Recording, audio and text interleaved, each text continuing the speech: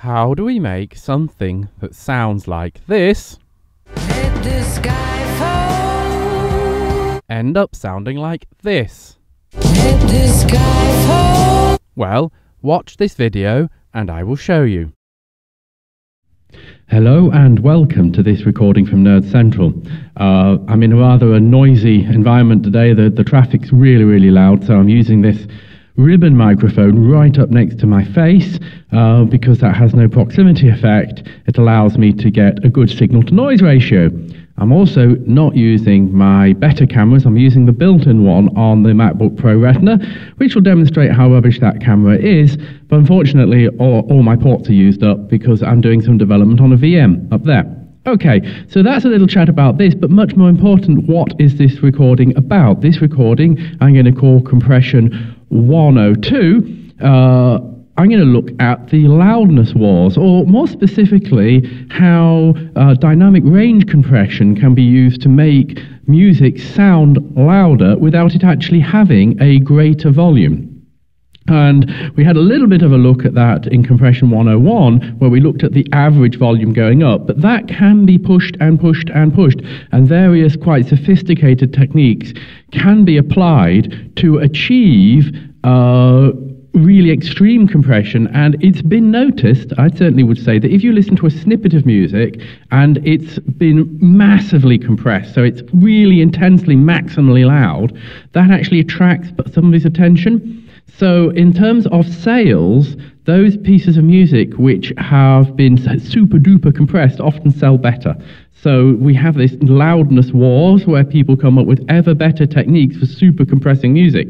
Doesn't actually mean they sound any better if you listen to the whole piece. Sometimes they sound too much, they give you a headache, they sound odd, but that massive average punching volume for a short snippet, for the hook that grabs you and makes you spend money, that's what people are after. Okay, so what I've got over here, so I'm going to change over and start looking at screen recording now. What we can see here is the Eclipse editor, and in it is a script in Sonic Field which we're going to use to compress the living daylights out of a bit of music. And what I've done to make my life really hard is to pick a piece of music that's already been very professionally produced. I've taken a fair use snippet of a few seconds out of the theme song for the latest James Bond movie, Skyfall, and I've taken that and seen whether we can add even more compression to it. Now, the compression technique, you don't need to be able to read Sonic Field particularly, but I will talk about this. What we do is I have here a standard envelope compression. So this is the sort of compression that we have using an outboard compressor, except for it does a trick of going both ways. So let me try and explain that. The signal comes in here, and we create, these four lines here, we create an envelope from the signal, so that's a slowed down version of the volume of the signal, and we create that going in both directions. So the envelope has a rise time of 1 millisecond and a release time of 50 milliseconds. By going on the reversed and the forward direction doing that, you end up avoiding clipping too much off the front of transients. So you end up with a very nice envelope that can have very fast attack, reasonable release times for doing the compression. We take that envelope, we then change the volume of the envelope, so some of it is above normal, above 1, some of it's below normal, below 1, so that's what this line's doing. We then clip the upper volumes off of it. So what this is doing is saying clip off everything above a certain value. So we've made the loudest stuff on that envelope above 1. Now we've sliced it all off at 1. So then this statement here multiplies the incoming signal by the envelope. That means the quieter stuff has been made louder, but the loudest stuff has actually not been made louder, and that acts as a volume compressor. That squashes the loudest parts of the signal down while leaving the quieter parts slightly louder. Then what we actually do is pretty much the same thing again, but with different parameters for the following, and with different levels of gain. So by tweaking these two compressors, one following the other, we end up with a very nice smooth compression. Okay, what we have here is just the work on the left-hand channel. Now, compressing high frequencies and the low frequencies together gave me some problems, and I'll explain why in a second. So the first two lines actually split the high frequencies above 2 kilohertz out from the low frequencies using a 6-pole bezel filter. The reason we use a bezel filter, even though it's not a particularly efficient filter, it doesn't introduce much in the way of phase error.